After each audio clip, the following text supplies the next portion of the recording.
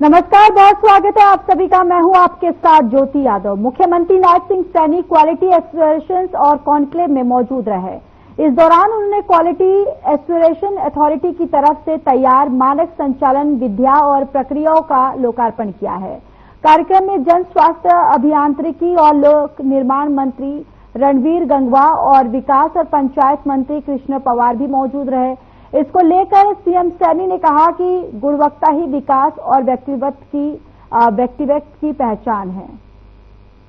पंजाब के नेताओं से मेरा आग्रह है, मैंने कल भी आग्रह किया था कि वो पंजाब की आवाम की लोगों के हित में काम करें।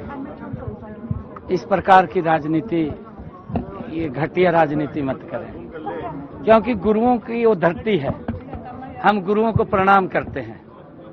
हरियाणा कोई बाहर का नहीं है, हरियाणा तो उसी का भाग है, वहीं से आया है। और इस प्रकार की राजनीति घटिया स्तर की करनी वो किसी के लिए भी ठीक नहीं है। हम सिंचाई के लिए पानी नहीं था, ये तो जो पानी हमारे पास आ रहा है उसी पानी की हम बात कर रहे हैं। पिछले रिकॉर्ड उठा करके देख लीजिए, पिछले रिकॉर्ड में कब कितना पानी वो मिला है, उसी पानी को लेकर के बात कर रहे हैं। और हमने बार बार कहा कि ये प्राकृतिक का स्रोत है और ये वेस्टेज चला जाएगा पाकिस्तान में, जो हमारे निहत्थे लोगों का खून बहाने का काम करता है। इस बात को हमें देखिए, इस बात को मैं ये बार बार हम अपील कर रहे हैं कि ये जो पानी है, जो पीछे जितना पानी आता था, हम उतना पानी के लिए ही बोल रहे हैं, हम फालतू पानी के लिए नहीं बोल रहे हैं।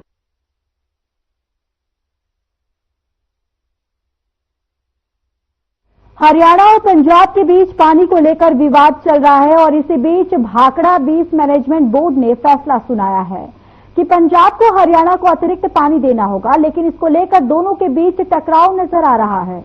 इस बीच भाखड़ा डैम से पानी नहीं छोड़ा गया, इसी के चलते गृह मंत्रालय ने आपात बैठक बुलाई है। केंद्रीय गृह सचिव गोविंद मोहन ने बीबीएमबी के फैसले पर चर्चा के लिए पंजाब, हरियाणा, राजस्थान और हिमाचल प्रदेश के मुख्य सचिवों को तलब किया है।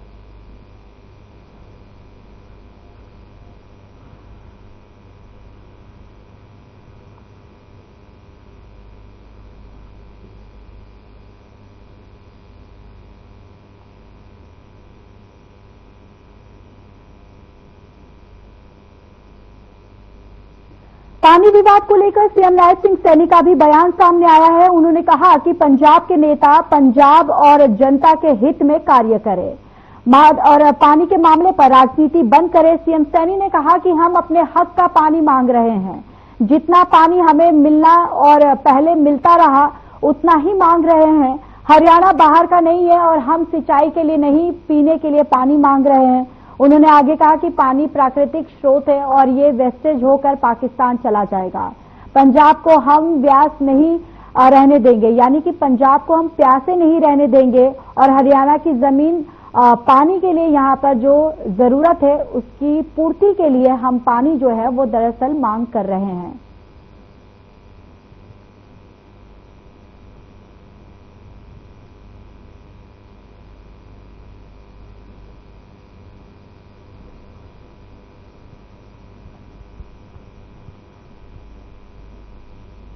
पंजाब और हरियाणा में उपजे लव जिहाद को लेकर हरियाणा ने भी अब सर्वदलीय बैठक बुलाई है।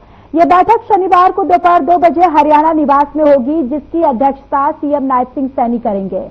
बैठक के लिए कांग्रेस प्रदेश अध्यक्ष उदय भान, आम आदमी पार्टी के प्रदेश अध्यक्ष सुशील गुप्ता, बीएसपी के कृष्ण जमालपुर, कम्युनिस्ट पार्टी के प्रदेश अध्यक्ष प्रेमचंद, नेशनल पीपल पार्टी के प्रदेश अध्यक्ष को निमंत्रण भेजा गया है।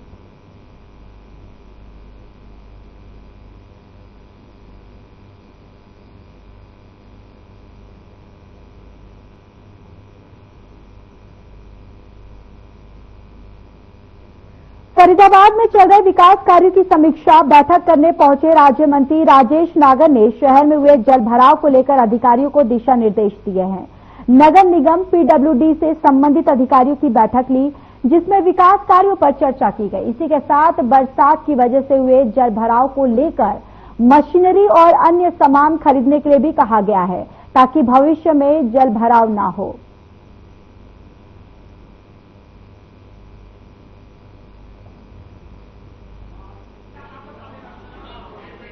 सीवर की सफाई की बात हो, चाहे सीवर ब्लॉकेज है उसकी बात हो, उसके निर्देश हमने दिए हैं। और हमें हमारे बैठक में हमारे अधिकारी और सीएमओ हेल्थ से सारे अधिकारी आए थे। उन सभी को निर्देश दिए कि साफ सफाई का ध्यान रखा जाए, जहाँ भी नालियां की सफाई होगी वो सफाई की जाए, नालों की सफाई की जाए। और उसके लिए कोई मशीन खरीद गई है, जेसीबी या और इंस्ट्रूमेंट या ट्रैक्टर की बात हो, तो उसके लिए सारी बैठक के लिए आज हमने बैठक की है कि आगे इस तरह की कोई दिक्कत ना आए।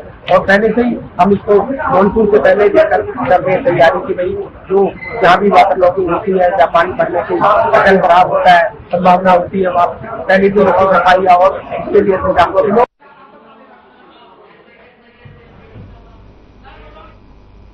चलिए अब खबरों में बात करेंगे फतेहाबाद की, जहां पर पुलिस अधीक्षक सिद्धांत जैन आईपीएस की दिशा निर्देशानुसार चलाए जा रहे अपराध मुक्त अभियान के तहत और संजय कुमार डीएसपी मुख्यालय फतेहाबाद एबीटी स्टाफ की सतर्कता और त्वरित कार्रवाई के चलते एक युवक को काबू किया गया, जिसके कब्जे से भारी मात्रा में अवैध असला बरामद किया गया। आरोपी की पहचान गुरजीत सिंह उर्फ जीती पुत्र बलविंद्र सिंह है और कॉन्फ्रेंस कर जानकारी देते हुए डीएसपी संजय कुमार ने बताया कि एबीटी प्रभारी वैद के नेतृत्व में पुलिस टीम की ये बड़ी कार्रवाई हुई है।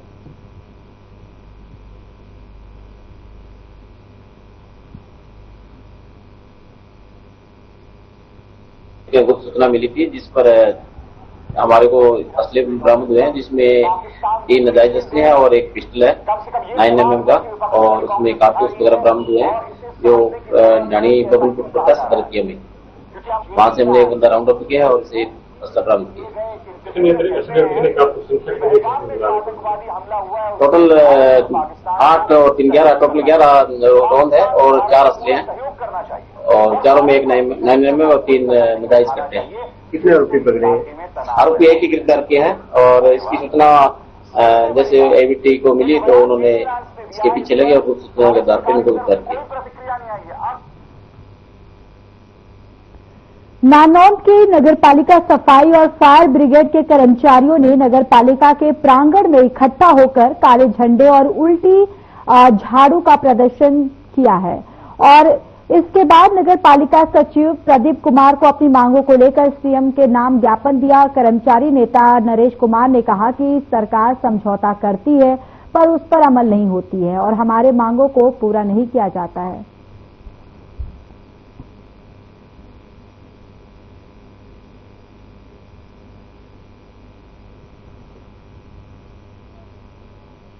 प्रदर्शन इसलिए है जो सरकार के साथ हमारे समझौते होते हैं, वो समझौते होते हैं तो लेकिन सरकार उनको लागू नहीं करती।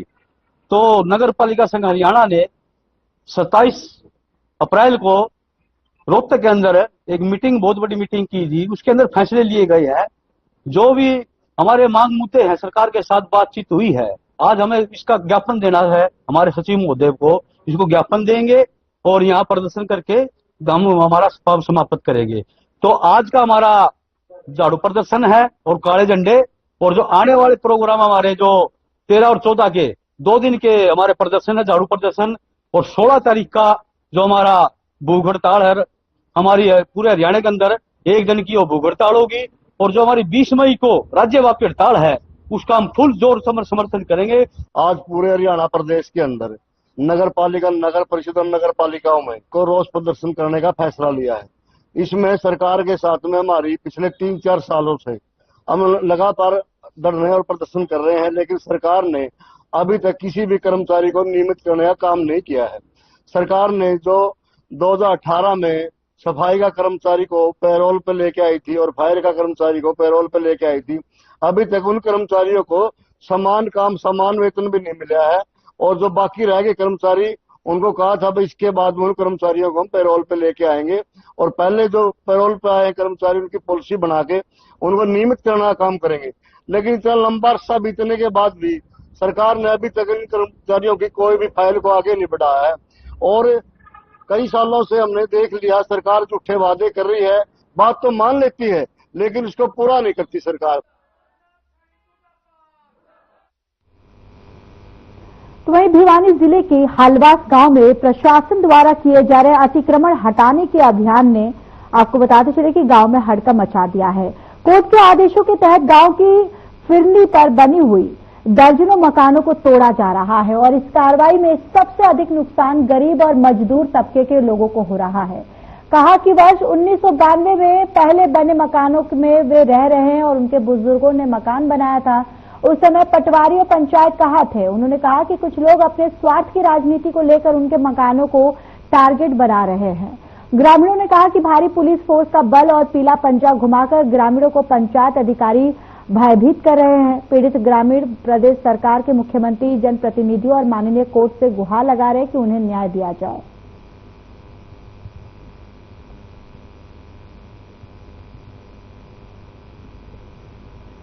हम तो गरीब आदमी जो 1992 में बनाया था जी मकान, और दादा भाइयों ने बनाया हुआ था, तो अब हमारे पास न रोजगार है न कोई और है, और मकान प्रशासन ने बोल दिया अब तोड़ना पड़ेगा, 6.5 फुट जगह ज्यादा आपके। अब उस टाइम हमारे को पता नहीं था जी। अब हम गरीब आदमी है, इसको फोड़ रहे हैं, दुख हो रहा है बहुत। कहाँ से क्या होगा जी? एक तो सरकार दे रही है जी गरीबों को मकान देने का वादा, एक हमारे 2 फुट ज्यादा 3 फुट ज्यादा तो भी मकान तोड़वा रही है। हम गरीब आदमी ना, हमारे को कोई सहायता मिली है और पीड़ा कार्ड है जी हमारे को, ना कोई मरम्मत का पैसा मिला है, कोई हमारी तरफ ध्यान नहीं दे रहा। सांसद और विधायक से हमारी प्रार्थना है जी हमारे समस्या का समाधान कराया जाए, कुछ पैसा दिवाया जाए इस गरीब आदमियों को, नहीं तो हम आगे आने वाले टाइम में प्रशासन को बता देंगे, सबको बता देंगे। 6 साल से रह रहे हैं, जबरदस्ती तोड़ रहे हैं, ये बना के बनाए थे, कहाँ रहे हम ही? सरकार ने तोड़े, सरकार ने नंबरी प्लाट में लोड़े ही है, कोई फालतू नहीं चढ़ा कि हमारी प्लाट तो पूरे करोगी सरकार। हमको न्याय चाहिए, हमको न्याय चाहिए। सरकार ने कोई आर्थिक मदद या कोई ऐसे तोड़ने के लिए कोई मुआवजा वगैरह कोई कुछ नहीं दिया, नहीं कोई मुआवजा दिया, न कोई देकर लोन नहीं दिया, कुछ भी नहीं दिया बाबू जी। तो नोटिस दिए हैं तोड़ने के लिए? हाँ भेजा था जी, नोटिस आया था जी। हाँ जी दिया था बाबू जी।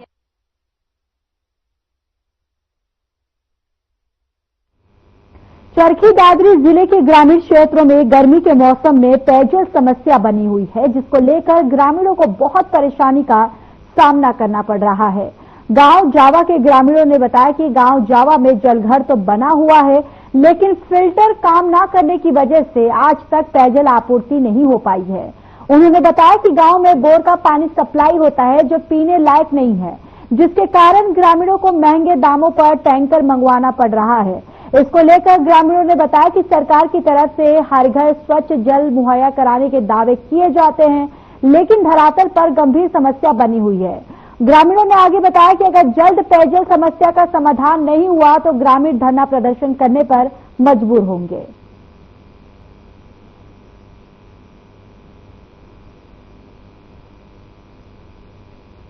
दावे झूठे हैं, जावा में कहीं पानी नहीं है, टैंक है वो खाली पड़ा है, वैसे भी फिल्टर होकर नहीं आता, बोर का पानी देते हैं पीने के लिए। मंगाते हैं जी, टैंकर से मंगा कर पानी पीते हैं गांव वाले, क्योंकि गांव में पानी तो है नहीं, पीने का मीठा पानी है नहीं, सप्लाई आती नहीं है, तो टैंकर से ही लेते हैं। पानी आ ही नहीं रहा, जो आए कुछ आता है समय के लिए वो ट्यूबवेल का आता है, नहरी पानी ही नहीं आ रही, ना फिल्टरों में डाल दे ना वो आ रहा। प्रशासन की मैं बताया था अपने डॉक्टर वीरेंद्र ने, प्रशासन के पेश हुए थे, मैं तो घर नहीं हुआ, लेकिन ये पेश हुए हैं, ये ठीक गांव के और भी आदमी पेश हुए हैं। 2 दिन में 6 आवाज का 3 दिन में, और वो पानी आवश्यक TDS से 1700 से 2300 बीच में पीने योग्य नहीं है।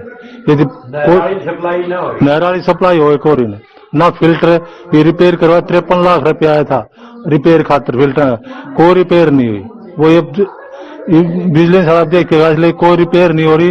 वो इतना सब मतलब नहरा पानी को आवन पहले कई अधिकारी DC तक जा लिया, DC ने को प्रोग्राम भी आ लिया, फिर वो DC ट्रांसफर होने, DC भी आनो तो वो बोले भी मैं आऊंगा और खुद देखूंगा। धर्मवीर ने कही, धर्मवीर ने बोले भी ठेकेदार को ब्लैक लिस्ट कर दो, लेकिन वो ठेकेदार ने ना तो क्वाड लगाया उनका, ना उनका 4 दीवारी करी, ना वो फिल्टर बनाया। पीने के लिए एक बूंद भी पानी नहीं है। फिल्टर का नाम के लिए सर बहुत बने हैं, लेकिन फिल्टर का नाम नहीं है, तो कोई मशीन आई ना कंप्यूटर आज तक शुरू ही नहीं हुआ है।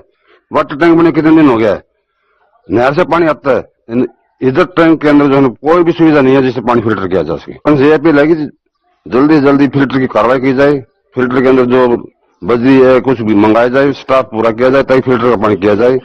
ये खाली बोर का पानी बने से सप्लाई के नाम से एक वैसे कुछ भी नहीं है। हम कहने के लिए आप गांव सप्लाई आ रही है, ये देते बोर से देते हैं, उस पानी को न तो पीने लायक है, क्या कुछ कपड़ा धोने के लिए ऐसे भर देते हैं और कोई फायदा नहीं। पीने के नाम के बच्चों में बिल्कुल नहीं है। सप्लाई पूरे गांव में पूरे ठेठ तक है नहीं, जहां भी आती है कुछ जोड़ जाती है, पाइपलाइन लीकेज हर जगह। स्टाफ को कहने के बाद नल मर्जी ही नहीं छोड़ता। अब तुम भी कहो 4 स्टाफ आदमी बैठे इधर कोई काम नहीं करते है।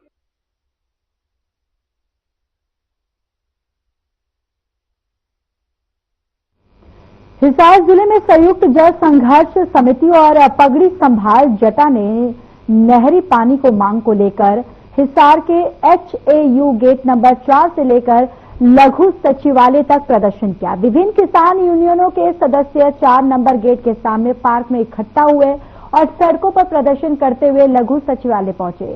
किसान संगठनों ने हिसार प्रशासन के प्रधानमंत्री के नाम ज्ञापन सौंपा है। भाखड़ा बांध निर्माण से मार्च 2025 तक हरियाणा को पीने और खेती के लिए पर्याप्त पानी मिलता रहा। पिछले महीने भाखड़ा सिस्टम की नहरों में 1 महीने की बंद कर दी गई है। और देखिए, पानी की मांग पर जल संघर्ष समिति पगड़ी संभाल जटा ने प्रदर्शन किया।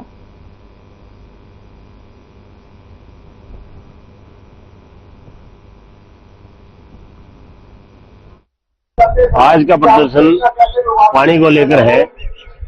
जो ये पानी का मसला हरियाणा और पंजाब की सरकार ने चला रखा है, ये किसान और मजदूर को सिर्फ लड़ाने के लिए है, क्योंकि भाखड़ा ब्यास मैनेजमेंट बोर्ड है, ये केंद्र सरकार के अधीन है। हरियाणा और पंजाब का इसमें कोई लेना देना नहीं है। ये सिर्फ हरियाणा और पंजाब का जो भाईचारा बना था किसानों मजदूरों का, उनको तोड़ने का एक सरकार का वो है। और हम तो जब से सरकार बनी है 8-10 साल पहले से लगातार कहते आए हैं, किसानी बचाने का काम कर रहे हैं हम कि ये किसानी नहीं बचेगी, आपको पानी के लिए भी तरसना पड़ेगा। हमने 8-10 साल पहले ही कही थी ये बात। ये ऑनलाइन सिस्टम जो करेंगे पानी का, आपको पीने के पानी की भी बोतल ऑनलाइन ही लेनी पड़ेगी। ये असल में तो जो ये लड़ाई है ये सेंटर सरकार की है, के साथ लड़ाई है। सेंटर सरकार को डिफेंस कर रहे हैं हरियाणा और पंजाब के मुख्यमंत्री। हरियाणा का मुख्यमंत्री पंजाब वालों को ऊपर ब्लेम कर रहा है और पंजाब वाला कर रहा है हरियाणा वालों को। जो ये किसान आंदोलन के अंदर जो भाईचारा हरियाणा पंजाब ने छोटे बड़े भाई का जो नाता निभाया था, उसको देखते हुए किसान आंदोलन में भी वहां मंचों से भी और एक आवाज उठती थी, ये जो लड़ाई है ये फसलों की नहीं है, या जो 3 काले कानून आए उनकी नहीं है, ये नस्लों की लड़ाई है। तो उस चीज का जो रिजल्ट वो आज आगे दिखाई दे रहा है। ये हमारी नस्लों की लड़ाई है। ये जो पानी मतलब जो आज नहीं दिया जा रहा हरियाणा को, पंजाब ये कह रहा हमारे पास हमारा बनता पानी पूरा नहीं, हमने बनता हमारा दे दिया है। पंजाब का सीएम भगवंत मान ये भाषण दे रहा है और हरियाणा का सीएम ये कह रहा है भी पंजाब वाले हमारे को पानी नहीं दे रहे। सेंटर सरकार का इसमें ये रोल है जो इंटरनेशनल इन्होंने संधियां करी हैं। इस इलाके की शुद्ध जल संग्रह समिति जो खासकर राजस्थान के बेल्ट का लगते गांव है, उस इलाके के शुद्ध जल संग्रह समिति के आह्वान पर पिछले 1 महीने से लगातार चल रही नहरबंदी, और अभी सुनने में आया कि इस नहरबंदी को 20 मई तक बढ़ा दिया गया है। इन नहरों में पानी आए इस मांग को लेकर इस शुद्ध जल संग्रह समिति ने ये प्रदर्शन किया, जिसमें पगड़ी संभाल जटा किसान संग्रह समिति के लोग भी बड़ी संख्या में शामिल हुए। और नहरों में पानी आए क्योंकि अकेला या अभी बिजाई का मामला नहीं रहा है। ये इलाका जो राजस्थान के साथ में लगती बेल्ट है, जिसमें ये 4-5 जिले आ जाते हैं, जिसमें चाहे हिसार की बात हो या फतेहाबाद हो, सरसा हो, महेंद्रगढ़ हो, भिवानी हो। इस इलाके में पीने के पानी का भी बड़ा मोटा संकट खड़ा हो गया है। तो कितने कमाल की बात है कि 700 TDS तक का पानी लोग पीने को मजबूर है।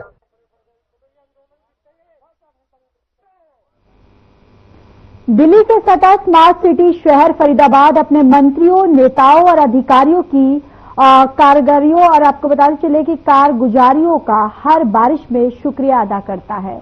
तस्वीरों में आप देख सकते हैं कि शहर के सबसे पॉश इलाके कहे जाने वाले इलाके सेक्टर 15A, सेक्टर 12 और अजरौंदा गांव की है। ये इलाके किस कदर बेशर्मी के पानी में डूबे हुए हैं। सुबह लगभग 6 बजे शुरू हुई और 1.5 घंटे जो बारिश हुई है।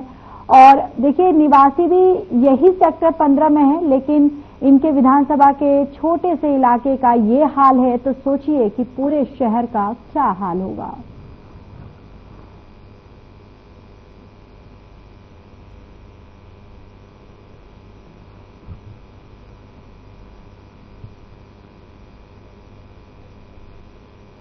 फरीदाबाद में तेज बारिश होने से एनएचपीसी चौक के पास ग्रीनफील्ड अंडरपास में पानी भर गया, जिसमें एक गाड़ी डूब गई और जिसके बाद कड़ी मशक्कत की गई। फिर गाड़ी चालक ने बाहर निकलकर अपनी जान बचाई। आपको बताते चले कि मौके पर पहुंची ट्रैफिक पुलिस ने क्रेन की मदद से गाड़ी को बाहर निकाला। पुलिस कर्मचारी जाकिर हुसैन की मदद से कर्मचारियों के साथ कई फीट पानी में उतरने के बाद रस्सी से गाड़ी को खींचकर बाहर निकाला गया।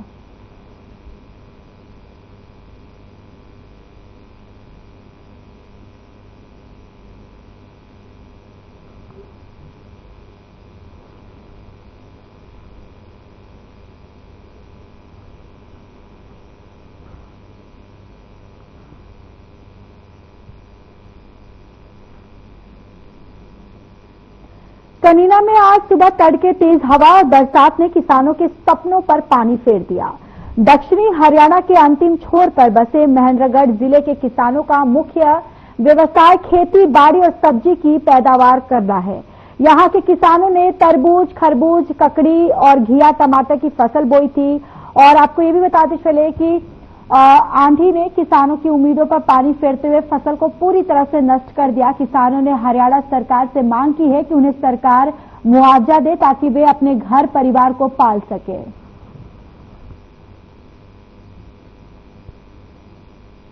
ये रात को जो भयंकर ओलावृष्टि हुई है 3:30 बजे, उसने से हमारी फसल को तहस नहस कर दिया है। हमारे पास 2 एकड़ में मिर्च, 2 एकड़ में प्याज है और चेलावास गांव में तो पूरी तरह से सूपड़ा साफ है। अब ऊपर वाले ने तो कुछ कर दिया, वो कर दिया, लेकिन सरकार अगर कुछ कर दे तो कुछ मदद हो जाएगी। सब कुछ खेत साफ हो गया एकदम से।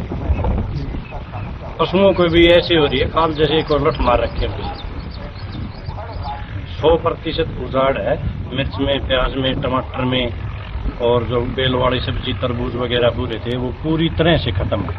आप सरकार से क्या मांग करते हैं? हम सरकार से ये मांग करते हैं जिसकी विशेष गिरदावरी करवा के हमें कुछ मुआवजा दिया जाए। जुलाना क्षेत्र के गढ़वाली खेड़ा गांव में लगभग 1 सप्ताह पहले एक विवाहिता की आत्महत्या का मामला सामने आया था, जिस पर महिला के पानीपत निवासी चाचा बंटी ने आरोप लगाया था कि दहेज प्रताड़ना से तंग आकर उसकी भतीजी पायल ने आत्महत्या की। पुलिस ने शिकायत के आधार पर महिला के पति विकास के खिलाफ मामला दर्ज किया था। इसी मामले की जांच करते हुए पुलिस ने महिला के पति को गिरफ्तार किया और पुलिस पूछताछ में विकास ने उसकी पत्नी की हत्या की वारदात कबूल कर ली। विकास ने पुलिस पूछताछ में बताया कि उसने ही महिला का गला दबाकर हत्या की थी।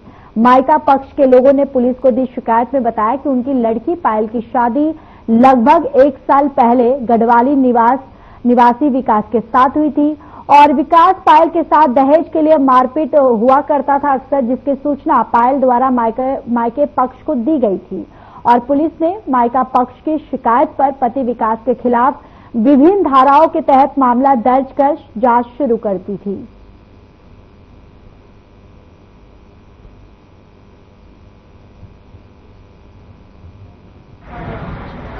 गढ़वाली गांव में एक महिला की आत्महत्या की खबर उनके परिजन ने कंप्लेन दी थी, जिसमें उसकी आत्महत्या जिक्र किया गया था। जो दहेज की डिमांड से तंग आकर आत्महत्या कर ली, ऐसा हमें बताया गया था। जिसमें जो एक्यूज था उसको हमने गिरफ्तार कर लिया। जो गिरफ्तारी के बाद जब पूछताछ की गई तो उसमें सामने आया कि जो महिला उसकी हत्या की गई है उसी के हस्बैंड के द्वारा। इतनी देर हो गया।